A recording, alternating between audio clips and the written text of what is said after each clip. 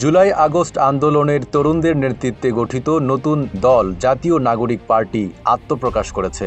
আর এ নতুন দলের আহ্বায়ক করা হয়েছে সাবেক তথ্য উপদেষ্টা নাহিদ ইসলামকে, আর সদস্য সচিব করা হয়েছে আখতার হোসেনকে। রাজধানীর মানিক মিয়া অ্যাভিনিউতে নতুন রাজনৈতিক দল ও আহ্বায়ক এবং সদস্য সচিবের নাম ঘোষণা করেন জুলাই আগস্ট আন্দোলনে নিহত শহীদ মোহাম্মদ ইসমাইল হোসেন রাব্বির বোন মিম আক্তার। ইতিহাসের পাতায় কখনো হয়তো দেখা হয়নি বোনের কাঁধে ভাইয়ের লাশ। এই মর্ম তো ইতিহাসের পাতায় এরকম ঘটনা ঘটিয়ে গেছে খুনি হাসিনা। দেশ জুড়ে তোলপাড় ওয়ালটন ফ্রিজ কিনে আপনিও হয়ে যেতে পারেন মিলেনিয়ার। মিম আক্তার বলেন, ইতিহাসে দেখিনি বোনের কাঁধে ভাইয়ের লাশ। আমার দুই বোনের কাঁধে ছিল ভাইয়ের লাশ। পরে সদস্য সচিব আখতার হোসেন আংশিক আহ্বায়ক কমিটি ঘোষণা করেন।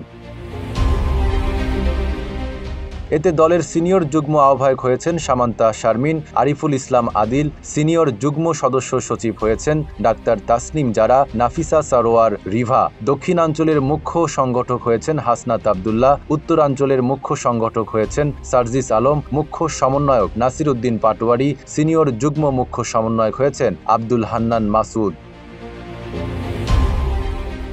বিকেল 4টার পর নতুন দলের আত্মপ্রকাশ অনুষ্ঠান শুরু হয়। অনুষ্ঠানে যোগ দিয়েছেন জামায়াতে ইসলামীর সেক্রেটারি জেনারেল মিয়া গোলাম পরোয়ার, নাগরিক ঐক্যের সভাপতি মাহমুদুর রহমান মান্না, গণসংহতি আন্দোলনের প্রধান সমন্বয়কারী জোনায়েদ সাকি, হেফাজতে ইসলাম বাংলাদেশের নায়েবে আমির আহমেদ আলী কাশেমি, বিকল্প ধারার নেতা মেজর অবসরপ্রাপ্ত আব্দুল মান্নান, বাংলাদেশ খেলাফত মজলিসের মহাসচিব মাওলানা জালাল উদ্দিন আহমেদ, লেবার পার্টির একাংশের চেয়ারম্যান মোস্তাফিজুর রহমান ইরান, ইসলামী ঐক্য জোটের সহসভাপতি জসিম উদ্দিন, বিএলডিপির চেয়ারম্যান শাহাদাত হোসেন সেলিম, বাংলাদেশ খেলাফত মজলিসের মহাসচিব আহমেদ আব্দুল কাদের।